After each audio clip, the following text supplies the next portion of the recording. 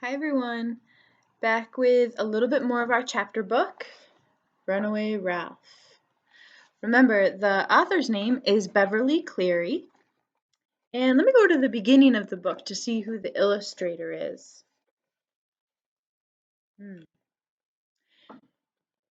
Illustrated by Jacqueline Rogers. So, a lot has been going on with Ralph. He's at the Happy Acres camp, and we've met quite a few characters. There's Sam the dog, there was the gopher, there was Katso the cat. Um, there's also Garf. Garf is at this camp. We remember Garf because he was at the Mountain View Inn in the beginning of the story. And last time I read, there was a word that I wanted you to think about. The word was puzzled. Let me read you the sentence. As Ralph sat trembling in his corner, he listened and was puzzled. So let me remind you, Garf is in the room and Garf is singing this weird song about banging mice on the head and Ralph is puzzled. So we know the word puzzle, that's a noun, that's a thing, that's a game. But puzzled is actually a verb. So if you're puzzled, it means you're confused. If you were thinking that Ralph was confused, you were right. Let me read you the definition of puzzled. So it's a verb. Cause someone to feel confused because they cannot understand or make sense of something. So if you are puzzled, you are confused. Now let me show you the illustration from last week. Remember, Ralph is in a cage. There he is on his exercise wheel, and he really likes it. He doesn't mind being in a cage.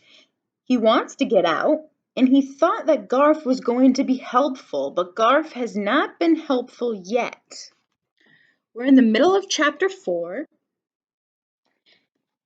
and chapter 4 is called Chum.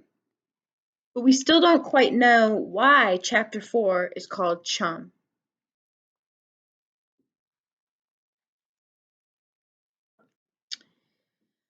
The hot summer days droned on. Ralph was supplied with more food than he could possibly eat, and his exercise wheel kept him in trim.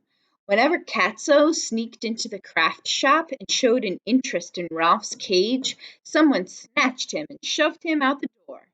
Life was safe, comfortable, and not unpleasant.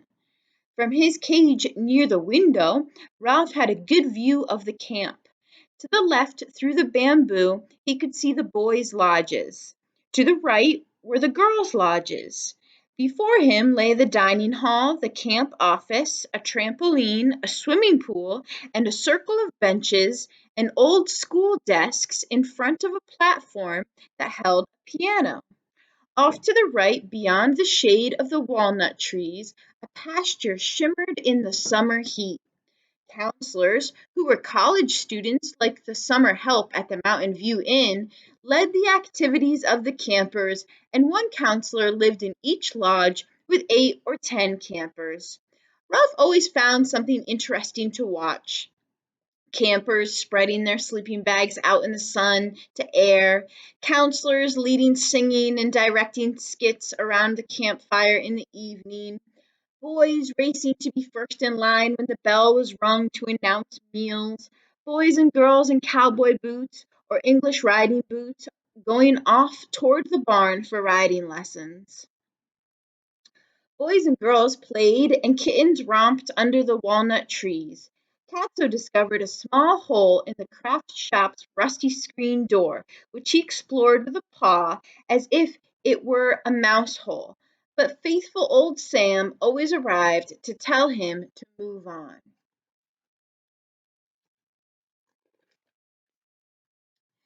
Never once did Garth forget to care for Ralph, and when he was not singing in his strange voice, he sometimes spoke. "Hi, little fellow," he would say, as he quickly detached the water bottle from the cage and refilled it at the sink. He even offered Ralph a sunflower seed with his fingers. Ralph was so lonely. He was tempted to accept the seed for the sake of companionship. Then he remembered the song about mice getting banged on the head and retreated to the corner of his cage. One afternoon, when Ralph was particularly lonely, he decided that a boy who fed a mouse 3 times a day could not be so bad after all, and that the next time a sunflower seed was offered, he would venture out and accept it from the boy's fingers. However, when Garth finally came, he began to sing again. This time the song was different from the one the campers were singing over in the dining hall. It provoked Ralph's curiosity because he had heard others sing it but had been unable to catch the words. The campers never sang this song when Aunt Jill was around, which made Ralph even more curious about the words. He was under the impression that they were not fit for grown-up ears, which of course made the song all the more interesting. Garth sang and Ralph listened. Great green gobs of greasy, grimy gopher guts, stimulated monkey feet, chopped up baby parakeet. That was enough for Ralph. In his haste to hide, he bumped into the spout of his water bottle and flooded one side of his cage. He found refuge behind a lettuce leaf, where he sat trembling with nerves and fright while he refused to listen to another word of that fearsome song. Why, the next line might be about mice. Ralph stayed hidden behind the leaf for a long time.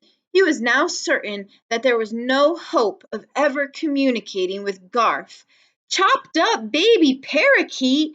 Garth actually relished the dreadful words. Then one day, not long after Ralph had concluded that he was doomed to loneliness, a freckle-faced girl wearing a baggy sweatshirt, shorts, and cowboy boots came into the craft shop carrying a cage at least 10 times the size of Ralph's cage. She set it on the table in the nature corner. "Hi, Aunt Jill, I'm back, and here's Chum again," she announced. "I brought his box of food and bag of cedar shavings." Aunt Jill dropped the strands of the lanyard she was demonstrating to hug the girl. "Well, hi, Lana. Welcome back. It's good to see you again. Chum will have a friend this year, a mouse one of the new boys caught in a butterfly net." She lifted the cage onto the shelf beside Ralph's cage.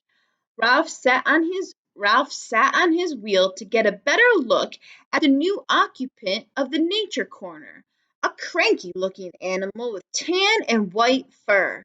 Ralph, who had never seen such an animal, watched silently while the creature, whatever it was, shoved and pushed and stomped at the cedar shavings in his cage.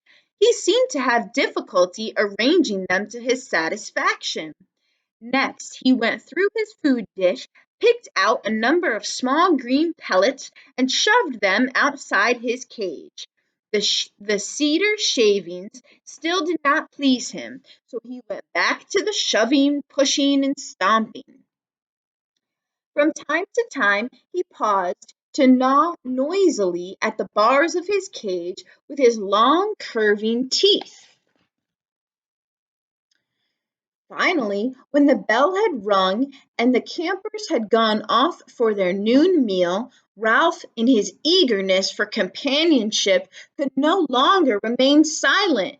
"What are you, anyway?" he asked. "Some kind of fancy gopher?" The animal spat a green pellet out of his cage before he shot Ralph a withering look of scorn. "Fancy gopher, indeed!" he sniffed. "Well," Ralph faltered, "I didn't know. You can't blame me for asking." "I am a hamster," said the animal, "a golden hamster. I am clean, odorless, and alert." Here's the illustration.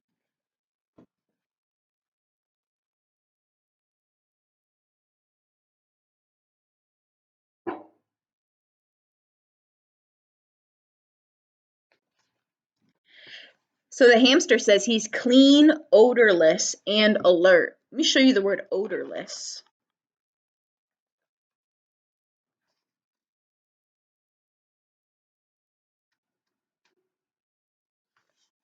So if you know what an odor is, it's something that smells. It could be a good odor or a bad odor. It just means smell.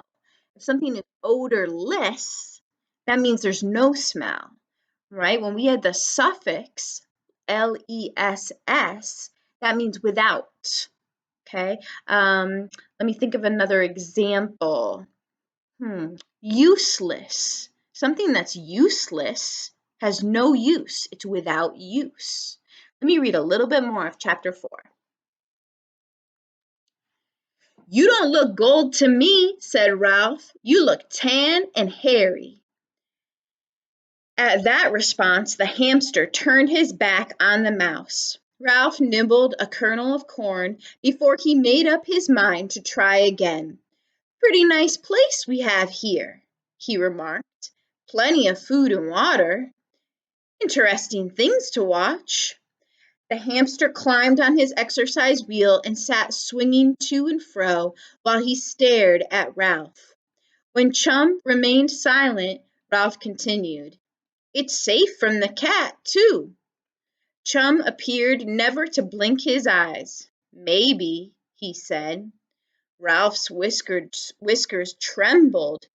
That one word spoken by the hamster hinted at evils unknown to Ralph. Here was an animal who was wise in the ways of the world. Well, go on, thought Ralph impatiently. Tell me more. Chum was silent. Finally, Ralph was forced to say, How come that girl brought you here to Happy Acres? It's a long story, said Chum. I'm not in any hurry, said Ralph. Go on. So I'm going to wait till next time to hear Chum's story. Finally, we know why chapter 4 is called Chum. We have a new character, a hamster, and his name is Chum. In the next video, we'll finish chapter 4. See you next time.